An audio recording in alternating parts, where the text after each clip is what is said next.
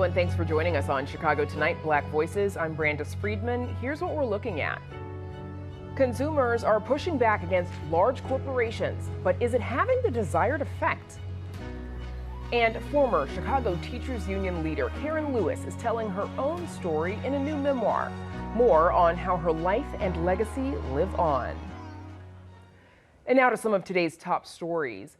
U.S. Senator Dick Durbin is slamming senior members of the Trump administration for disclosing sensitive military information over a Signal group chat. The burgeoning scandal was the subject of House hearings today with Director of National Intelligence Tulsi Gabbard and CIA Director John Ratcliffe and others. Durbin says it was, quote, outrageous to suggest that what was shared on the group chat, which inadvertently included a journalist, was not classified information. The senator told reporters that Gabbard and Ratcliffe were deliberately downplaying the sensitivity of the information that was shared.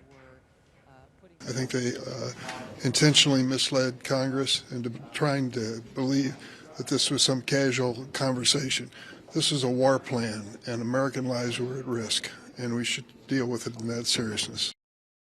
The White House continues to insist that classified information was not disclosed on the group chat. White wealthy voters in Cook County will likely have the decisive say on whether property taxes get raised. That's the finding of a new report from Cook County Treasurer Maria Pappas. Cook County voters in 8 municipalities will be asked April 1st to hike property taxes to fund a variety of programs and projects, including expanded fire protection, renovated schools, resurfaced roads, and new parks. According to the report, the decisive votes on those ballot measures will likely be cast by voters who live in wealthy communities where the majority of residents are white and own a home. Voters who live in communities where the majority of residents are Black or Latino and rent are far more likely to skip ballot questions that ask them to hike property taxes, according to the study. Local activists in support of immigrant rights are speaking out against an expected Trump administration travel ban. More than 40 countries are anticipated to be subject to sweeping travel restrictions, according to a draft memo leaked to reporters earlier this month. Immigrant rights advocates gathered in Federal Plaza today and decried the proposed ban, calling it racist and xenophobic. This proposed travel ban will disproportionately affect African and other Black countries, continuing the general demonization of Black migration. This proposal will also block refugees and deny people fleeing conflict, persecution, and natural disasters the opportunity to seek refuge. Up next, the boycotts against large corporations like Amazon and Target. Chicago Tonight, Black Voices is made possible in part by the support of these donors.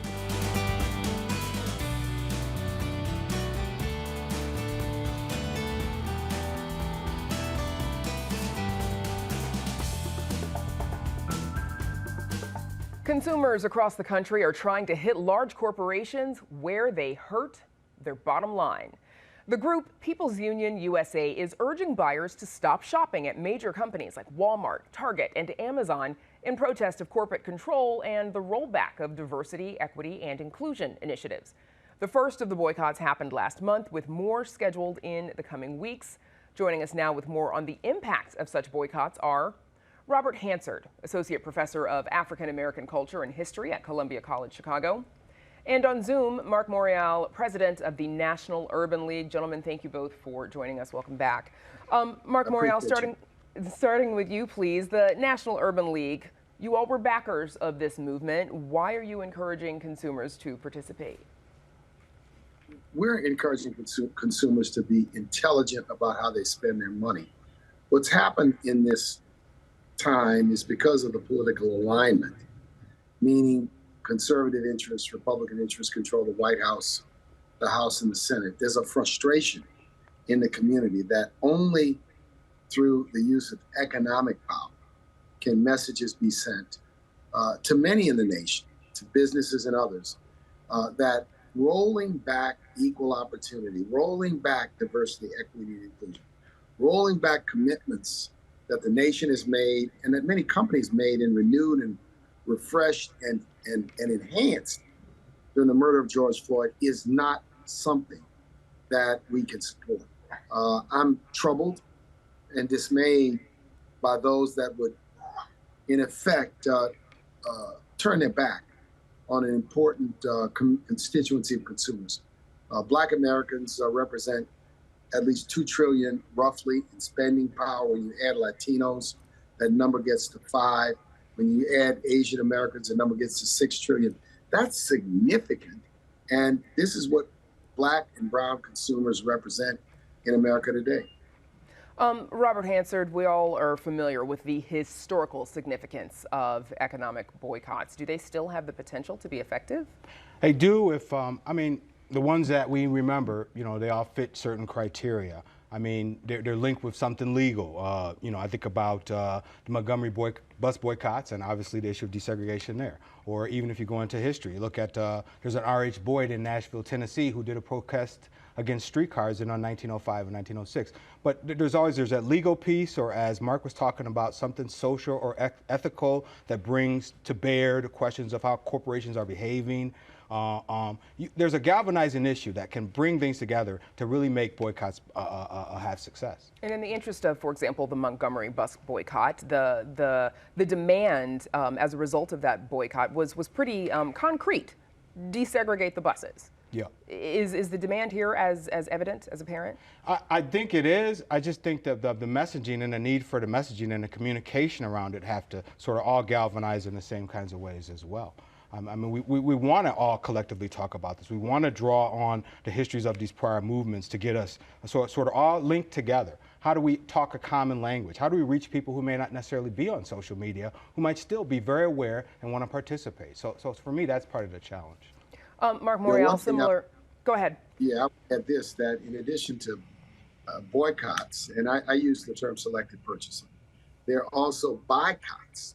So there's been an effort by many of my colleagues in civil rights, Reverend Al Sharpton, Melanie Campbell of the Black Women's Roundtable, who engaged, and many others, in boycotts, meaning they have said that, for example, a company like Costco that opposed a shareholder resolution to roll back diversity, equity, and inclusion had, by their actions, earned the black dollar, so to speak. So I think you're going to see in this movement a combination.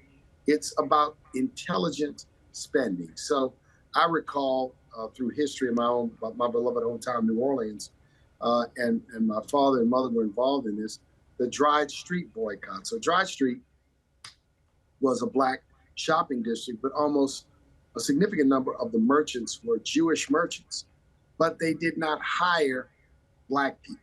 Black people could shop there, black people could try clothes on there, whereas you could go over to Canal Street, black people could shop, they couldn't buy clothes. So the community leaders in the 1960s led an effort of don't shop where you can't work, don't buy where you can't work. And it opened up Dried Street, changed Dried Street. So I think you're right that sometimes objectives have to be concrete. I think in this instance, the rollback of diversity, equity, and inclusion means a retreat from a commitment to equal opportunity and to civil rights. And we have to stand strong against it in every way. At the National Urban League, we brought a lawsuit, a federal lawsuit represented by the Legal Defense Fund against the Trump administration, challenging 3 of their anti-diversity, equity, and inclusion executive orders. There are a number of other things. We have worked very hard also in what I call aggressive diplomacy, speaking to business leaders and business owners. I think people should note that JP Morgan Chase, which had pressure to drop its diversity, equity, and inclusion, said, no, we're going to drop it, but we will recast it. So they recast it as DOI, diversity, opportunity, and inclusion. So I think you're going to see the real question is, what are the actions? What is the commitment? Is the institution committed to inclusion, equal opportunity, giving black people an opportunity to be employees, to do business with the company, and also to have a commitment of investments, whether it's philanthropic or business investments with black-owned businesses and black institutions. So I want to get a little data in here because data from Momentum Commerce show Amazon sales increased 1% on February 28th compared to the average previous 8 Fridays. And during the Amazon targeted boycott from March 7th to the 14th, sales increased 5.9% compared to the 8-week average. Robert, the creator of this movement, John Schwartz, has organized several additional boycotts spread out over the next few months as well, targeting these specific businesses, as we've mentioned: Walmart, Target, Amazon, Nestle, which is a major maker of a lot of things you'll find in your grocery store, as well as McDonald's. Is it effective to target multiple corporations all at once and at different times, or should organizers focus their efforts on one goal? I think it can be. I think you can be flexible, as was sort of described in terms of this sort of boycott and this boycott or these kinds of things. For me, it's about strategy. It's about getting folks in the room, having the right kinds of critical conversations so that you can reach a wide range of people and you can get many, many people engaged in these movements. I think part of the challenge, at least for myself, was that, I said, again, there's so many folks who maybe aren't connected with social media who might have missed some of this.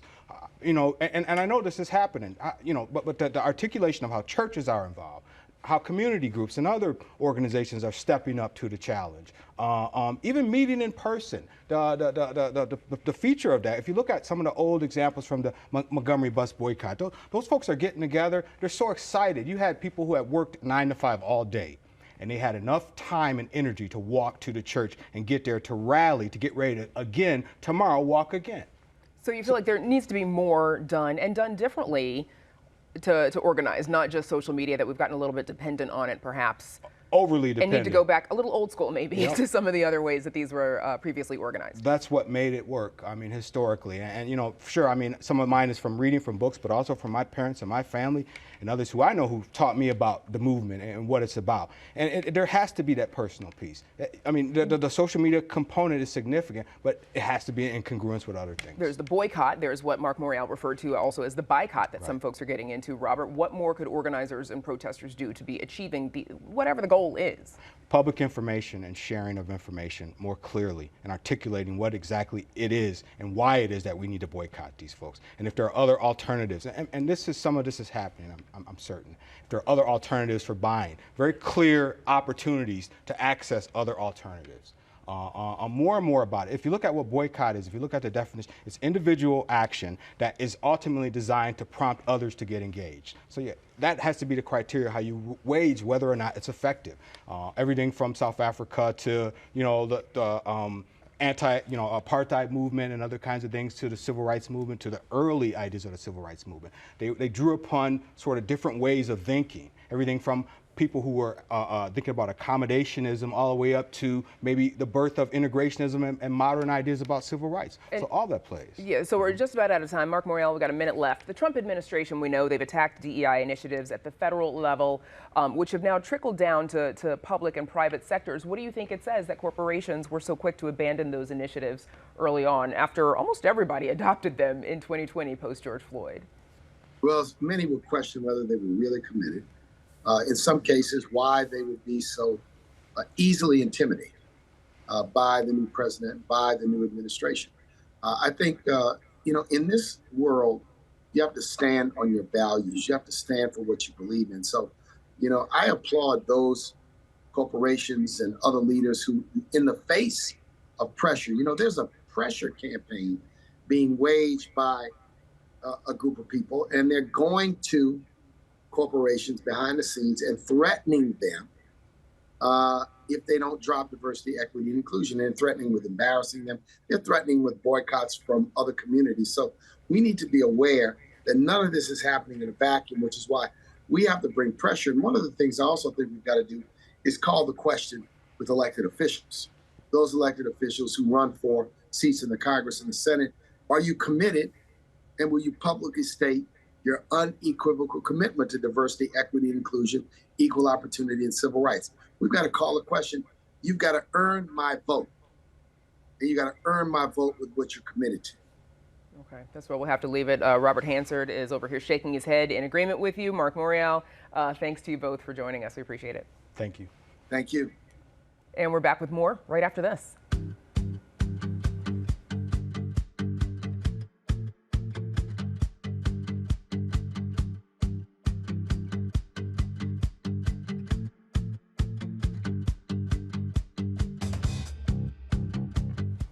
The legacy of former Chicago Teachers Union President Karen Lewis can still be felt in public education in the city today.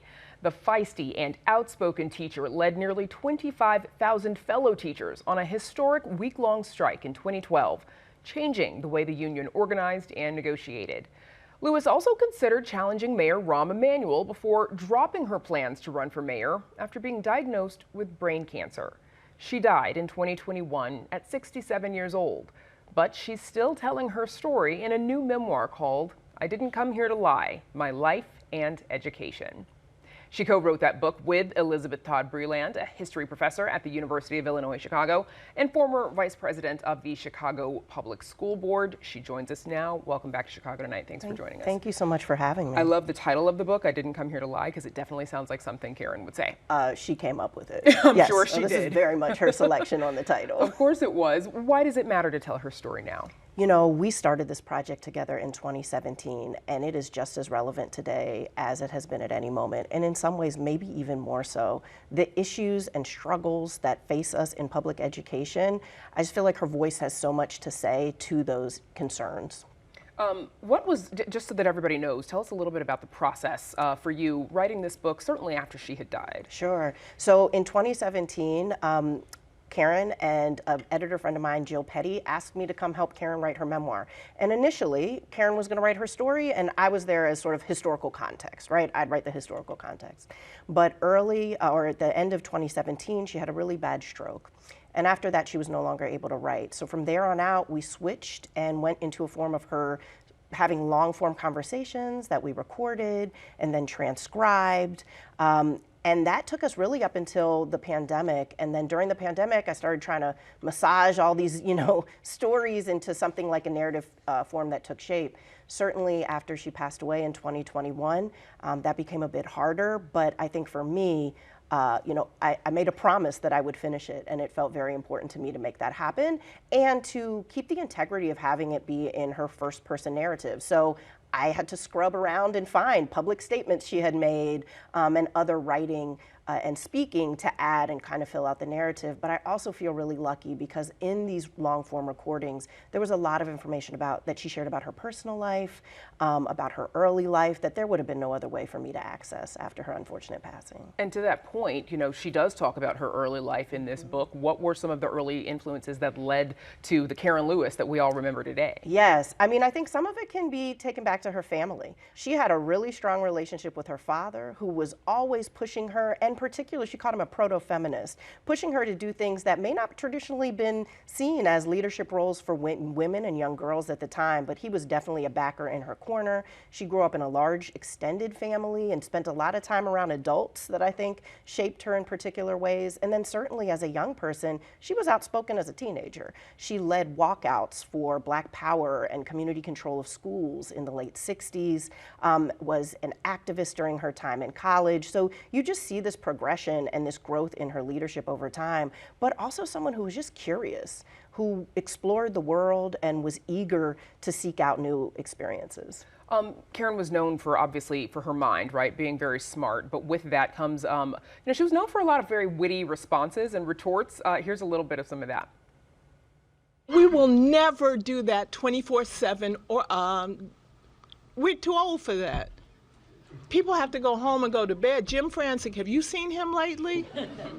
He's old. You did that before, and I mean, when parents, you get parents out there who are terrified that there's going to be a strike this spring. There could be. They probably want you to do 24/7. Well, I know people in hell want ice water too, but I'm going to tell you, Dorothy, we cannot do that.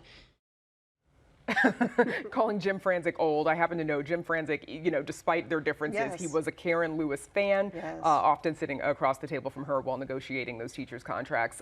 What else did you learn about her as a person in co-writing this book? I think one of the things that highlights is she was brilliant. And often the way that brilliance can show up, if you can tell jokes well, you have a sharp mind. And she did have these Karenisms, right? I know one of them, if you've been around her, to say something's a hot, buttery mess, right? Like she was quick to, describe something and get right to the core of it.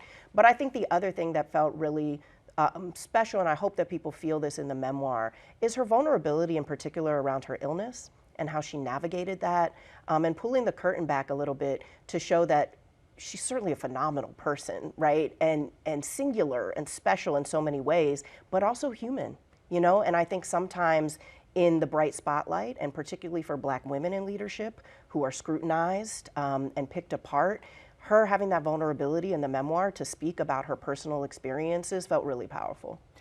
She, of course, we know, led that historic week-long strike against the school board in 2012.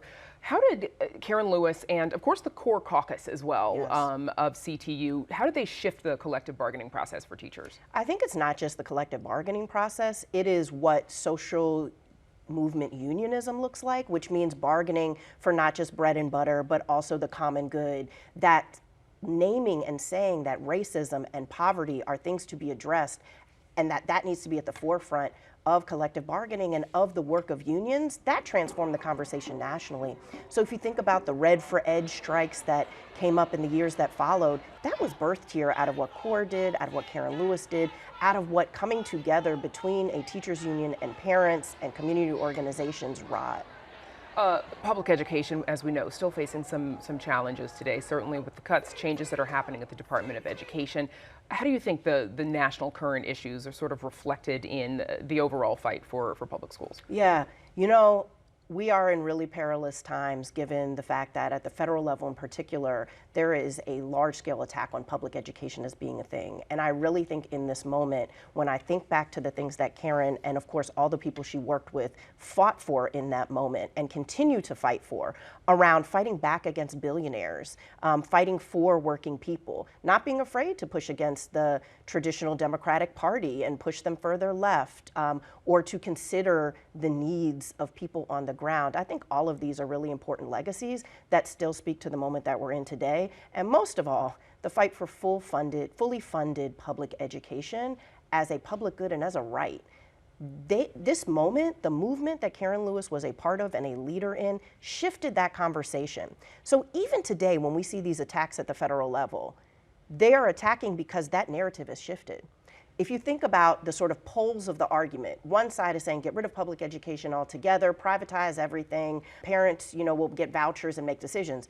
The alternative to that isn't something in the middle. The alternative to that is fully fund public education as a right and a public good. And that legacy that we got to that point where that is the common sense comes from this period and the work of Karen Lewis and the work of the many people that were part of that movement. As we mentioned, you served for 5 years on the Chicago Public Board of Education under Lori Lightfoot and then under Mayor Brandon Johnson. How did writing this book while also serving in that position and then becoming vice president, of course, how did that serve or how did that influence your work as a board member? Yeah, I mean, it was quite the experience. And honestly, I feel very fortunate because I would go and do my board work and then I would work on this book at the same time and constantly be able to have this dialogue with this amazing educational leader.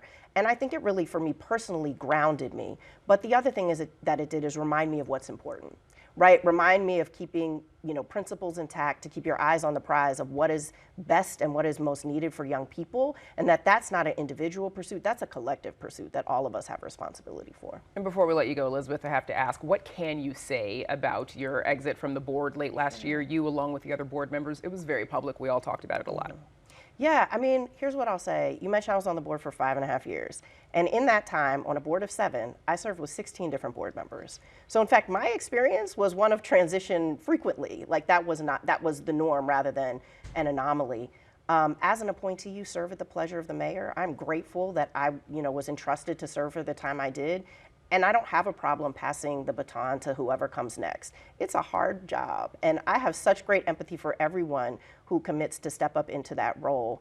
And I think, there's so much opportunity with democracy now. And again, that's another legacy of the movement that Karen Lewis led, the fact that we have finally a partially and eventually democratically elected, fully elected school board. That's part of this legacy. So this transition is one that I think that we need to continue to, move through and push through, but also have hope in the power of people in the city of Chicago to fight for a public education that, as the CTU and Karen Lewis would say, our children deserve. All right, that's where we'll have to leave it. Elizabeth Todd Breland, thank you so much for joining us. Thank you. Congrats on the book. Thank you. Again, the book is called I Didn't Come Here to Lie, My Life and Education. Of course, that title is picked by Karen Lewis herself. You can read an excerpt on our website. And we're back right after this.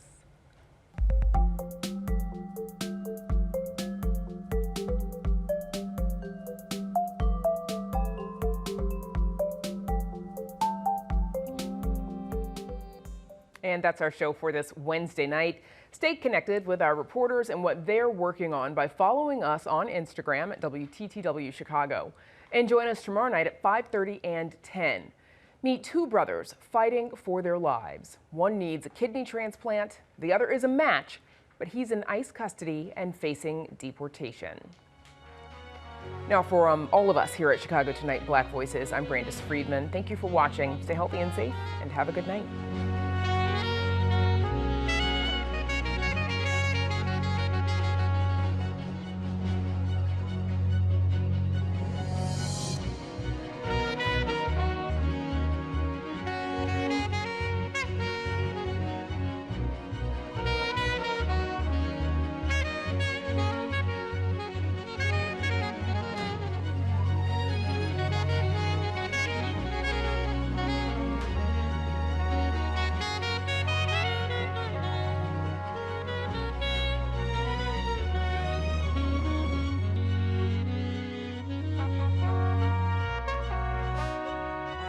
Closed captioning is made possible by Robert A. Clifford and Clifford Law Offices, a Chicago personal injury and wrongful death firm that is proud to give back to its community in Chicago and beyond.